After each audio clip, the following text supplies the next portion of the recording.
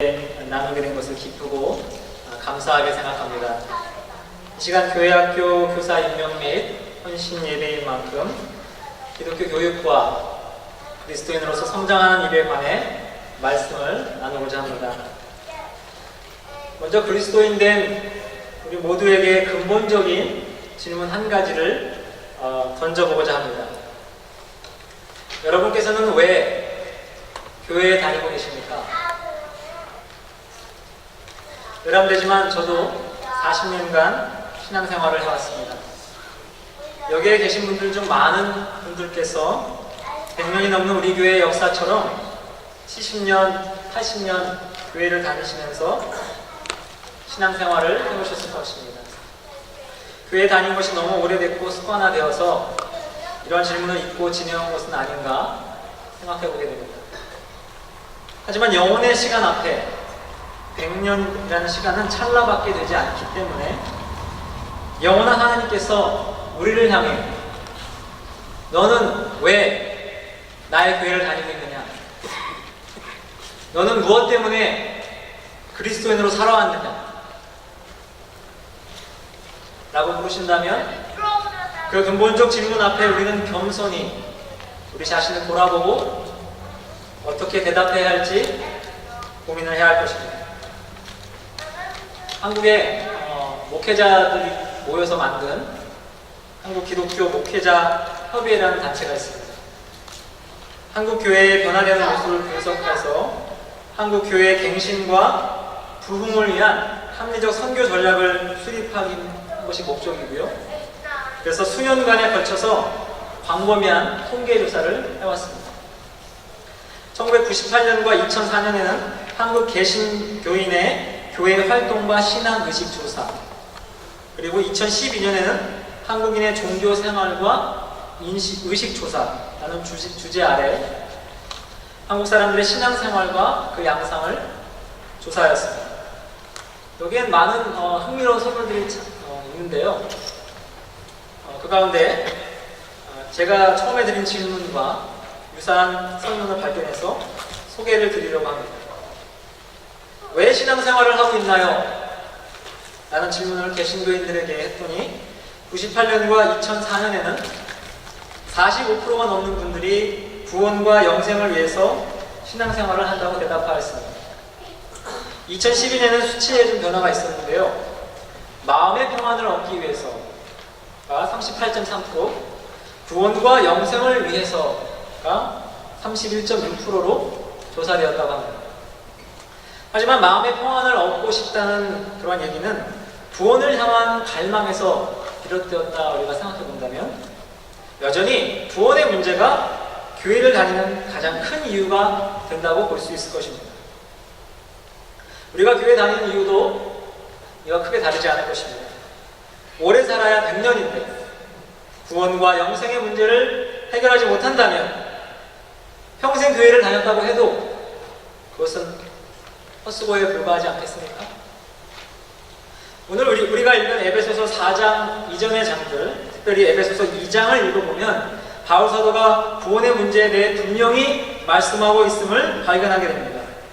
바울 사도는 우리들이 세상의 풍조와 욕심을 따라 지내고 그 죄들로 인해 죽을 수밖에 없었지만 하나님의 큰 사랑으로 인해서 예수 그리스도와 함께 우리를 살리셨다고 말씀하고 있습니다. 또 그리스도가 십자가에서 흘리신 속죄의 보혈로 말미암아 하나님과 화목하게 되었고 하나님께로 우리가 나아갈 수 있게 되었다고 선포하고 있습니다. 특히 2장 8절 9절은요 우리가 잘 아는 구절인데요. 너희는 그 은혜에 의하여 믿음으로 말미암아 구원을 얻었나니 이것은 너희에게서 난 것이 아니요 하나님의 선물이다. 행위에서 난 것이 아니니 이는 누구든지 자랑하지 못하게 하려니. 이 구절은 개신교의 칭의교리의 가장 근간이 되는 말씀이죠. 말하자면 구원은 우리 스스로 이룰 수 없는 것이며 예수 그리스도를 통해 하나님께서 우리에게 주신 은혜이고 선물이라는 것입니다. 이는 마치 죽음을 기다리던 한 사형수가 특별 사면을 받게 되었고 새로운 삶을 살게 되는 것과 같은 것이죠. 인간의 방식으로는 죄와 죽음의 길을 벗어날 수 없지만 하나님께서 의롭다 인정해 주심으로 영원한 생명이 약속된 하나님의 자녀가 된 것입니다. 우리가 할 일은 하나님의 사랑과 은혜로 인해서 죽음이 생명으로 바뀌어지는 그 놀라운 진리를 온전히 믿고 그 은혜에 감사하고 감격하여 살아가는 것입니다. 여기에 계신 성도 여러분들도 이 구원의 진리를 온전히 믿고 그 은혜에 감사하며 감격하며 살아가시기를 주의 이름으로 축원합니다. 아멘. 잠시 아까 말씀드린 한국목회자협의회 통계조사로 다시 돌아가 보도록 하겠습니다. 이 조사를 살펴보면 한국 교인들은 구원의 문제가 신앙생활의 가장 큰 이유 중 하나라고 했지만 구원받은 자들처럼 살아가지 못하고 있음을 알 수가 있습니다. 2006년에 한국교회 갱신을 위한 설문조사를 보게 되면 한국 교인들의 도덕성이 5점 만점에서 불과 2.7점 밖에 되지 않았습니다. 이는 평균 이하의 결과로 많은 이들에게 충격을 던져주었습니다. 2012년 조사에서도 비종교인들이 볼 때에 개신교, 천주교, 불교 3대 종단이죠. 그 세 개의 종교 중에 개신교가 가장 신뢰도가 낮았습니다. 또 개신교를 불신하는 그 이유 중에 두 번째가 개신교인들의 이기적인 모습이었고요. 세 번째가 언행 일치가 되지 않는 개신교인들의 모습이 지적되고 있습니다. 그리스도인들과 자처해온 우리들의 모습이 참으로 부끄러워지는 순간이 아닐 수 없습니다. 구원의 문제를 그렇게 강조해온 우리 개신교인들이 왜 그렇게 구원받은 사람들처럼 살지 못하고 있는 것일까요? 간단히 말하면 구원의 은혜를 제대로 믿지 못했거나 그 받은 은혜대로 살지 못했기 때문일 것입니다. 그런데 에베소서를 읽어보니까 두 가지 모두가 우리의 현실에 적용되어 보입니다. 조금 전에 보신 바와 같이 바울 사도는 에베소서 2장 8절과 9절에서 구원이 은혜이고 선물임을 강조한 뒤에 곧바로 이어서 구원받은 사람이 어떻게 행동해야 하는지 말씀하고 있습니다. 2장 10절을 한번 읽어보겠습니다. 우리는 그가 만드신 바라 그리스도 예수 안에서 선한 일을 위하여 지으심을 받은 자니 이 일은 하나님 전에 예비하사 우리가 그 가운데서 행하게 하려 하십니다. 아멘. 우리는 바로 선한 일을 위해 창조되었고 그 선한 일을 베풀어야 한다는 것이죠. 이런 맥락에서 바울 사도는 계속 당시에 문제가 되었던 유대인과 이방인들이 그리스도 안에서 서로 화해하고 하나가 되어야 한다는 것을 강조하고 있습니다. 그리고 4장에 넘어오면 바울은 우주적인 스케일로 얘기를 합니다. 우리의 신앙이 나아가야 할 방향을 그런 놀라운 모습으로 선포하고 있는데, 즉 하나님은 한 분이신데 우주 만물의 아버지이시니 모든 만물을 통일하고 그 가운데 계시며 그 만물을 충만하게 하시고 한다라는 것입니다. 그래서 하나님의 피조물인 우리들은 그분의 속성과 섭리를 따라서 겸손하고 온유하고 서로 용납하고 서로 사랑해야 합니다. 더 나아가 다른 이들을 충만하고 온전하게 해야 하는데 이를 위해 우리를 교사로 선지자로 목사로 삼아 주셨습니다. 오늘 교사로 임명 받으시는 분들은 이 말씀을 주님의 말씀으로 받으시기를 바랍니다. 이제 바울 사도는 그리스도인들이 나아가야 할 신앙의 최종 목표를 제시하고 있습니다. 그것이 바로 오늘의 본문 4장 13절 말씀입니다. 다시 한번 읽어보겠습니다. 우리가 다 하나님의 아들을 믿는 것과 아는 일 하나가 되어 온전한 사람을 이루어 그리스도의 장성한 분량이 충만한 데까지 이르느니.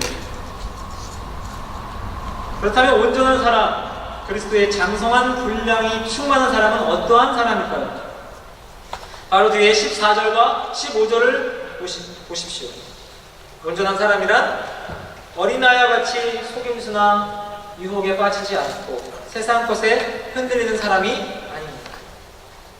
또 사랑 안에서 참된 것을 행하고 모든 일에 있어서 예수 그리스도를 닮는 사람, 예수 그리스도처럼 행동하는 사람을 말하는 것입니다. 존 웨슬리는 이를 두고 크리스천 퍼펙션, 즉 기독자의 완전이라고 부르면서 구원이 완성되는 단계다라고 말하였습니다. 그렇다면 어떻게 우리가 그리스도의 온전함에 이룰 수 있을까요? 존 웨슬리는 기독자의 완전에 이르는 일련의 과정을 성화라고 불렀습니다. 또 웨슬리는 구원의 과정을 집에 비유했는데 예수님을 영접하여 죄인에서 하나님의 자녀로 거듭나는 것을 구원의 현관에 들어왔다라고 한다면 그리스도의 온전함을 이루어가는 것, 온전함이 이루어지는 것, 그것은 구원의 안방에 들어가는 것이라고 하였습니다. 그런데 바울사도는 에베소서 4장 16절에서 온전한 그리스도인의 모습을 또 다르게 묘사하고 있습니다. 한번 읽어보지요. 그에게서 온몸이 각 마디를 통하여 도움을 받음으로 연결되고 결합되어 각 지체의 분량대로 역사하여 그 몸을 자라게 하며 사랑 안에서 스스로 세우는 것. 아멘. 저는 오늘 특별히 그 몸을 자라게 하며 라는 부분에 주목하고 싶은데요. 왜냐하면 그 말씀이 우리가 어떻게 그리스도의 장성한 분량에 이룰 수 있는지를 알려주는 단서가 된다고 믿기 때문입니다. 여기서 바울은 그리스도와 우리의 관계를 신체에 비유하고 있습니다. 마치 몸이 성장해 가듯이 그리스도를 통해 우리의 신앙도 자라가야 한다고 말하고 있는 것입니다. 여러분들도 아시다시피 저도 아이를 셋을 키우고 있는데요. 때가 되면 아이들을 데리고 병원에 가서 정기 건강 검진을 받곤 합니다. 그때마다 항상 병원에서 작성하는 서류가 있는데요. 검사받는 아이의 발달 상황에 대한 보고서입니다. 여러분들도 많이 다들 해보셨을 거라 생각합니다. 얼마 전에 예안이가 한도를 지나서 그것을 쓰고 왔습니다.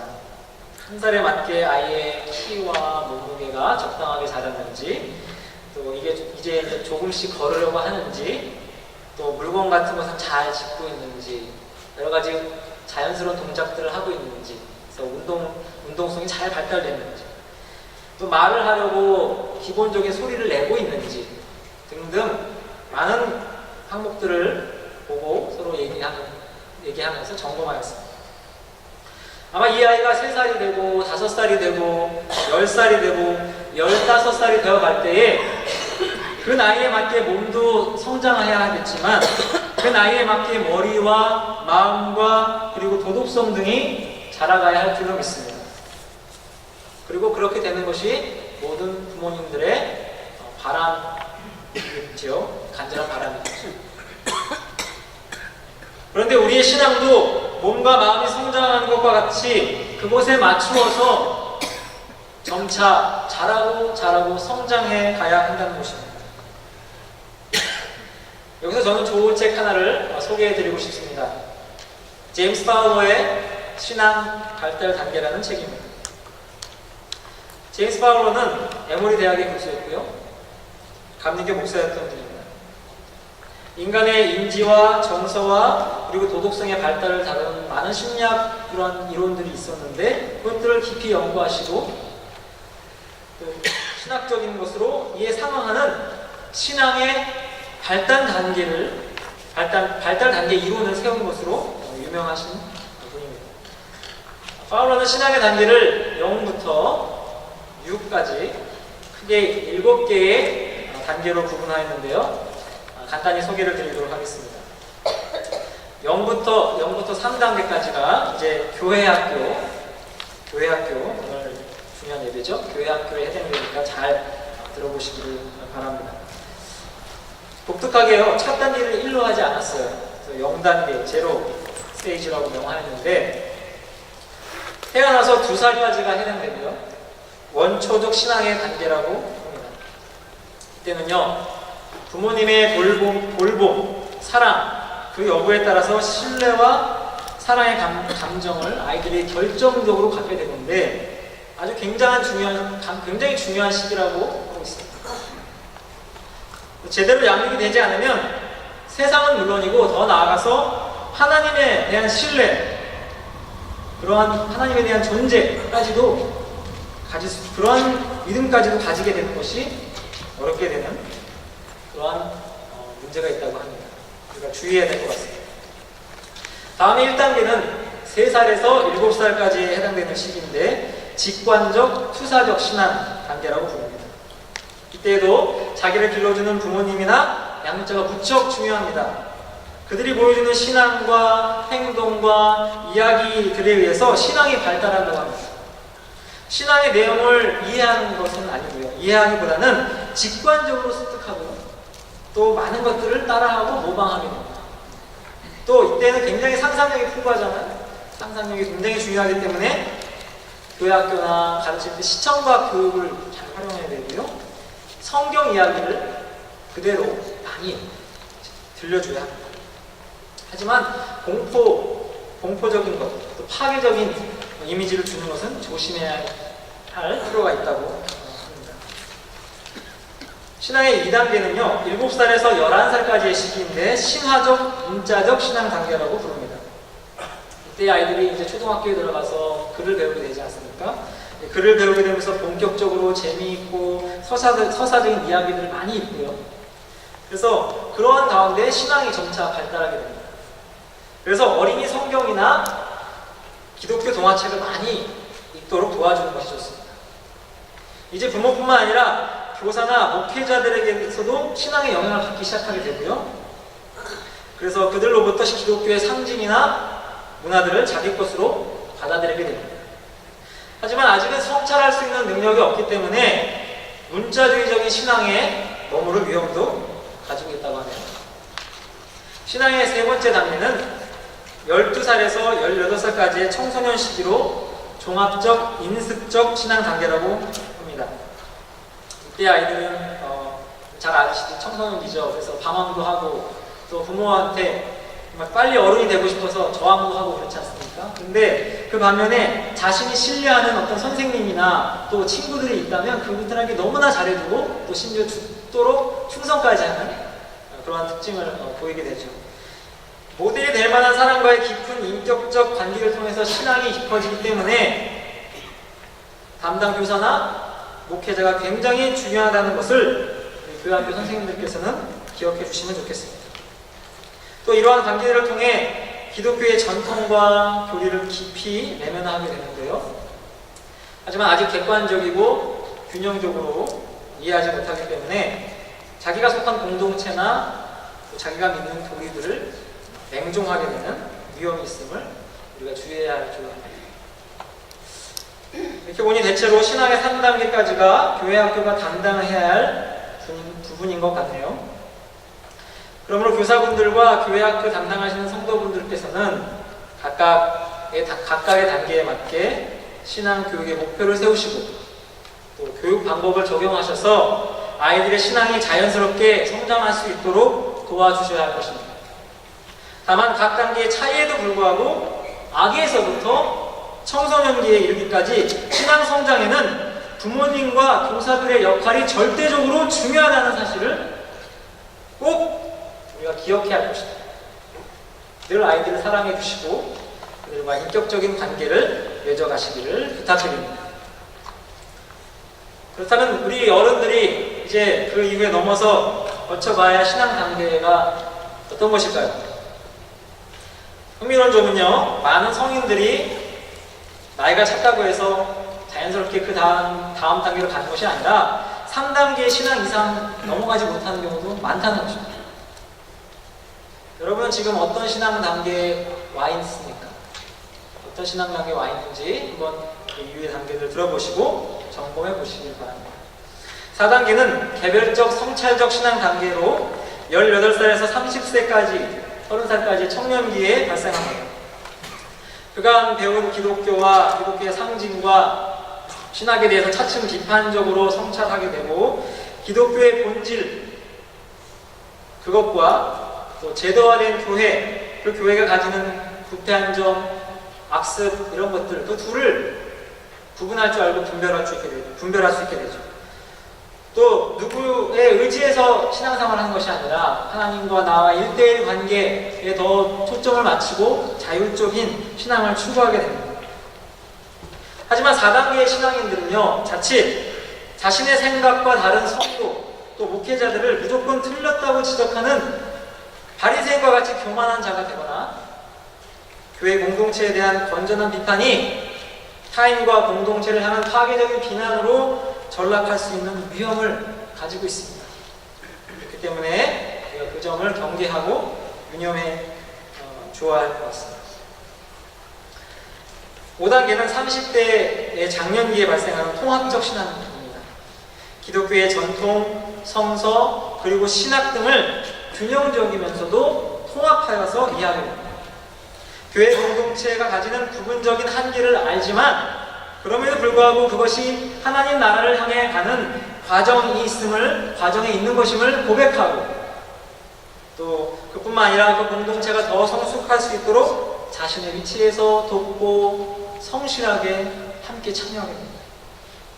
바로 이 부분이 오늘 바울 사도가 그리스도에 지체된 그리스도인들이 각자의 은사대로 머리 대신 그리스도를 열심히 섬기되 서로 유기적으로 하나 되어서 결국 그리스도의 몸이 되는 교회를 자라게 하라고 바울 사도가 요청한 것과 맞닿는 이야기인 줄로 믿습니다. 마지막 6단계는요, 보통 40살 이후에 발생한다고 하고요, 보편적, 우주적 신앙으로 불립니다. 이 단계의 신앙인은 절대적 사랑, 절대적인 정의, 정의 명령, 그런 것에 근거해서 행동을 합니다. 그리고 인류 전체를 가족으로 받아들일 정도로 그의 신앙의 지평이 아주 넓게 확장되게 됩니다. 욕심이 사라지게 되고요, 청렴하고 검소하게 살아가고요, 하나님 나라를 향해 철저하게 헌신합니다. 보편적인 사랑과 그 가치를 위해서 자신의 목숨까지도 던질 수 있는 그러한 신앙입니다. 성경에서 가장 분명한 사례는 당연히 예수님일 테고요, 제임스 파울로 박사는 최근의 역사에서 마더 테레사 수녀님이나 마틴 루터 킹 목사님, 보네퍼 목사님 등을 이 신앙의 단계에 이른 자로 꼽고 있습니다. 이 신앙이 바로 존 웨슬리가 말한 기독자의 완전이요, 바울 사도가 말한 그리스도의 장성한 분량이 충만한 데까지 이르는 신앙인 것입니다. 사랑하는 성도 여러분, 여러분은 지금 어떠한 신앙의 단계에 와 계십니까? 아직도 어린아이와 같은 신앙에 머무르고 있습니까? 아니면 온전한 그리스도를 닮기 위해서 한 걸음 한 걸음 나아가고 계십니까? 제임스 파울로는 신앙 단계의 대략적 나이를 제시했지만 40살이 넘었다고 해서 모두가 우주적 신앙을 가지게 되는 것은 아닙니다. 저부터 아직 그렇게 되기에는 갈 길이 멀다, 고백을 할 수밖에 없네요. 혹시 스스로 평가해 볼 때 내가 5단계 신앙에 와 있는 것 같아요 라고 생각이 들더라도 안심하거나 자만할 필요가 없습니다. 또 아직 3단계 신앙밖에 안 되는 것 같아요, 그렇다고 해서 실망할 필요도 없습니다. 왜냐하면 우리 모두가 절대적인 사랑이요, 우주적 신앙을 보여주신 예수 그리스도의 온전함이 우리 신앙의 공통된 목표이기 때문인 것입니다. 그 목표 앞에 늘 겸손하고 우리 모두 함께 한 걸음 한 걸음 나아가야 될 줄로 믿습니다. 주님의 사랑 안에서 서로 연합하고 함께 성장하고 함께 교회를 세워가시기를 바랍니다. 그렇게 세워가시고 이 교회가 하나님 나라의 교회답게 만들어가시는 우리 상황연합감리교회 모든 성도 여러분 되시기를 주님의 이름으로 축원드립니다. 특별히 오늘 임명받게 되는 사랑하는 교사 여러분, 우리 교사들은 일방적으로 학생들을 양육하는 자가 아니라 학생들과 함께 그리스도를 담고 온전한 신앙으로 나아가야 하는 자들인 줄로 믿으시길 바랍니다. 더불어 아이들이 세상의 유혹과 풍조에 흔들리지 않고 하나님의 사랑과 말씀 안에서 바르게 그리고 온전하게 성장해 갈 수 있도록 그들을 섬기시고 교회 학교를 세워가시기를 주님의 이름으로 간절히 축원드립니다. 기도하겠습니다. 사랑이 많으시고 은혜가 풍성하신 하나님, 오늘 우리에게 주님의 말씀을 듣게 하시고 깨닫게 하여 주시니 참으로 감사를 드립니다. 또한 우리에게 새로운 생명을 선물로 주신 은혜에 참으로 감사를 드립니다. 그 은혜에 감격하여 살아가게 하시고 그 은혜를 받은 사람답게 살아가게 하여 주시옵소서. 우리 신앙의 목표가 온전한 그리스도를 닮고 그에게까지 성장하고 소화하는 것을 깨닫게 되었습니다. 감사를 드립니다. 성령님께서 저희와 함께 하여 주셔서 온전한 그리스도인들 될 수 있도록 인도하여 주시옵소서. 특별히 오늘은 교사 임명 예배로 헌신 예배로 드립니다. 주님께서 맡겨주신 아이들을 언제나 귀하게 여기고 사랑하게 하시며 그들을 주님의 말씀으로 바르고 온전하게 성장시킬 수 있도록 교사들을 지켜주시고 인도하여 주시옵소서. 이 모든 말씀 사랑이 많으신 예수님의 이름으로 기도하였습니다. 아멘.